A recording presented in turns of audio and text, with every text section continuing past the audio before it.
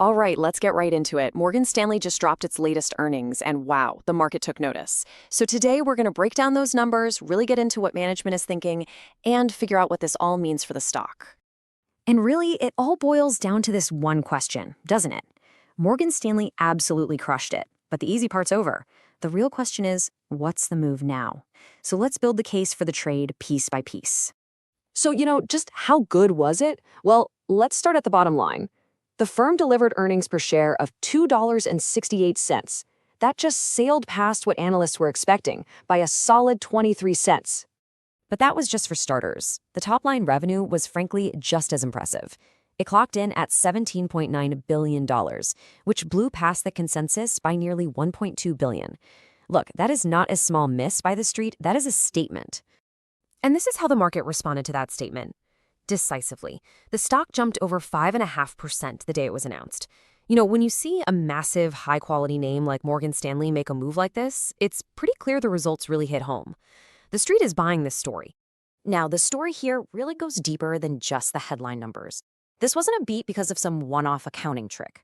As the CEO, Ted Pick, put it, the capital markets are kicking in.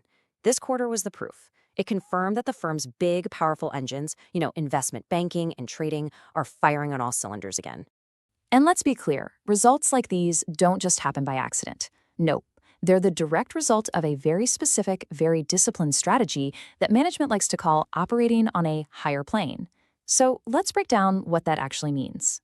This quote right here from Ted Pick, this is everything. It's the core philosophy. It's not about just having a blowout quarter when the market's hot. It's about building a business that's so resilient that even in a downturn, a challenged backdrop as he calls it, it still performs better than it has in past slumps.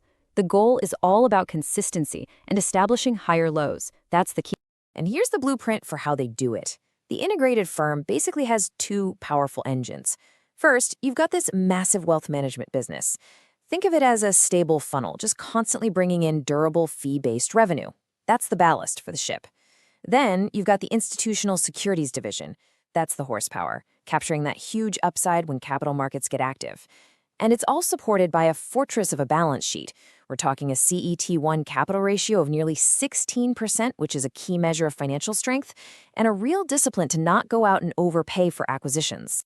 The Q&A with analysts gave us even more color. When he was asked about the capital markets recovery, the CEO said he thinks we're only in the third inning. That's a huge statement, right? It suggests there's a long, long runway for growth ahead. They also talked about AI, not as some flashy new product, but as a core tool they're using to drive real efficiency. And finally, they confirmed they are actively building out services for clients in digital assets and crypto, meeting that demand where it's cropping up. Okay, so we've seen the stellar results, and we get the playbook. Now it's time for our take on what comes next. Which, of course, brings us right back to the most important question. We've seen the market's initial pop, but is there actually more room for this thing to run? Our rating on Morgan Stanley is outperform, and here's why. The firm has proven it can execute with incredible discipline. With this stock, you get exposure to the major tailwinds of a capital markets recovery, which management thinks is still early days, but you're anchored by the incredible stability of that wealth management business. It's just a really powerful combination. So how would we actually formalize this outperform rating? Well, let's frame it like we're pitching it directly to an investment committee. This is our high conviction take. So here's the pitch. The thesis is pretty straightforward. Everyone sees the capital markets upside coming back, but we think the market is still undervaluing the stability and the resilience of that higher lows model.